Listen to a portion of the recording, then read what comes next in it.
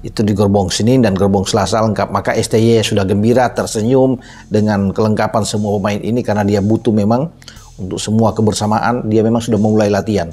Jadi ketika pemain-pemain ini masuk baik Senin sampai Selasa, dia langsung menggeber ya latihan bagi pemain-pemain ini. Jadi tidak boleh langsung lama-lama istirahat, mereka harus mengikuti latihan apa yang diinginkan dengan game plan di dalam otak pikiran bagi STY untuk menghadapi Irak. Semua pemain dikabarkan sangat gembira, sangat enjoy ya. Manajer tim Pak Sumarji ketika saya hubungi, anak-anak senang semua dalam kondisi terbaik, semua fit, bugar dan semua fokus. Ya, bisa dikatakan sekarang sudah siap tempur menghadapi Irak. Suasana enjoy ini yang diinginkan. Jadi anak-anak ya diharapkan itu nggak usah tegang lah, nikmati saja pertandingan melawan Irak. Memang datang sebagai tim tamu, tetapi bukan berarti kita akan menyerah lebih pagi melawan mereka. Justru STY sudah memasang target tinggi ya, menang. Ya, itu yang paling top ya. Soal nantinya hasilnya belakangan, tapi ini membakar semangat bagi pemain-pemain kita. Kita harus menang. Yang kita tahu cuacanya juga panas.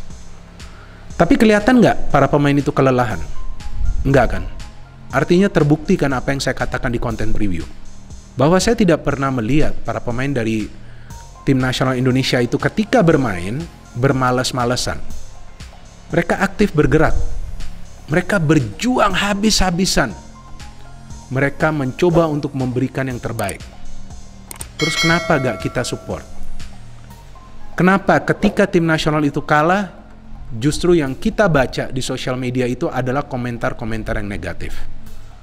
Yang kita baca itu adalah tagar dengan kata akhir itu out. Kenapa harus begitu? Ini mindset harus kita rubah. Saya terus mencoba untuk melakukan itu melalui channel ini. Ya bahwasannya sebagian besar dari kalian tidak paham, ya saya gak bisa maksa juga. Tapi pada intinya yang ingin saya sampaikan pesan, ya supportlah tim nasional kita. Sesuai dengan apa yang saya jelaskan juga di konten preview tersebut, bahwa para pemain kita ini bagus-bagus. Secara individu gak ada yang salah dari mereka. Tapi yang salah jika mereka tidak bisa bekerja sama. Kalau dijawab misal katakanlah memang tidak ada kompetisi, cuman secara postur tinggi badan itu masuk kualifikasi, itu jawabannya misalnya gitu. Itu bukan kualitas STY dong. Kan kita menghindari hal-hal yang tidak bagus. Gitu kan. Saya kemarin waktu lawan Indonesia lawan Brunei, saya sebagai pengamat, let's say senior lah. Kan masa mau ditanya soal menang kalah, Mat? Bung Toang, bagaimana pandangan Anda soal menang kalah? Bukan itu dong, Mat. Coach Rifat. Jadi saya ngelihat angle-nya kalau lawan Brunei berapa jumlah gol, benar nggak? Dan Indonesia nggak boleh kebobolan, itu satu. Tapi saya nggak lihat angle itu. Saya mempertanyakan why Sintayong masih panggil Witan dan Egy yang menurut saya dalam beberapa penampilan timnas terakhir menurut mandek lah. Gak usah bilang menurut, mandek lah. Kita nggak ingin mendiskreditkan pemain, tapi kan normal pemain ada masanya entah kenapa. Seolah-olah nggak berfungsi gitu. Ya. Meski pemain itu pernah dijuluki Messi Indonesia kan normal ada di drop dulu gitu kan, lalu diberi kesempatan. Sudah 2 kali kalender FIFA juga dia di drop sebenarnya kan Egy. Nggak, di Asian Games buruk, nggak mengubah apapun, nggak memberi apapun. Indra Safri Asian Ya Games. siapapun lah. Jadi kita bicara tentang dia di timnas gitu kan. Jadi pertanyaan saya kan itu, saya mempertanyakan, boleh dong pengamat.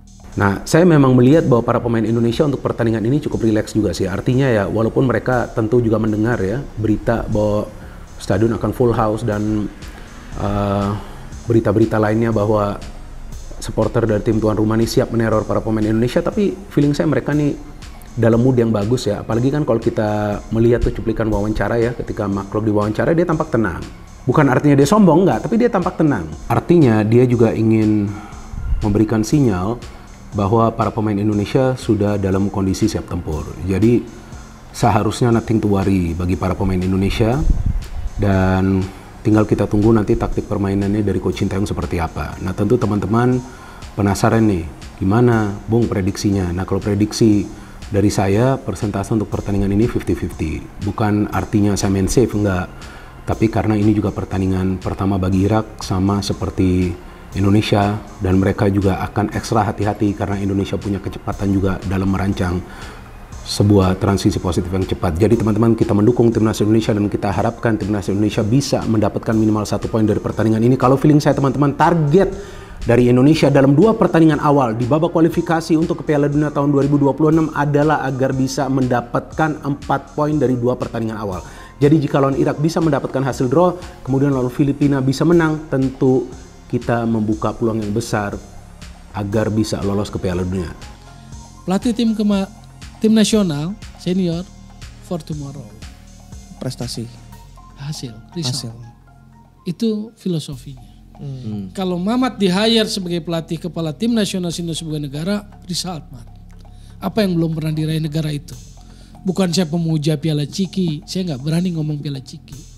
Karena saya insan bola yang dicemplungin ke dalam. Saya tahu susahnya ngelatih bola. Iya. Jadi saya tahu susahnya bola. Jadi saya nggak pernah bilang Piala Ciki. Jadi kalau saya hire Mamat Alketiri Coach Ripan jadi pelatih kepala tim nasional, saya mau hasil nih. Kalau saya sebagai federasi. Dan itu memang pakemnya. Saya mau, karena negara ini belum juara di SEA Games, belum juara di AFF, saya mau juara ini. Berapa tahun? 2 tahun, berani. Gitu. Kalau soal Piala Asia, kan itu kan sangat abu-abu lah. Kita mau juara Piala Asia sekarang, nanti dulu mah.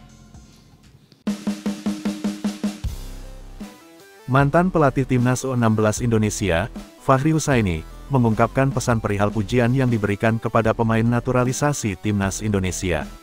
Fahri Husaini kembali mengomentari keberadaan pemain naturalisasi Timnas Indonesia.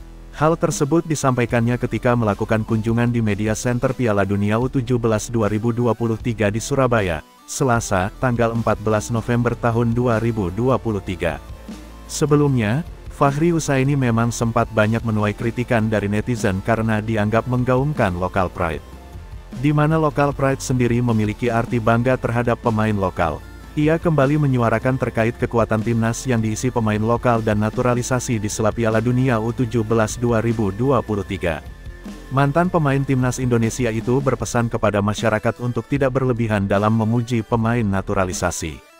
Banyak netizen yang memuji gaya bermain pemain naturalisasi dan menjelekkan pemain lokal, itu tidak salah, kata Fahri dikutip dari bolasport.com.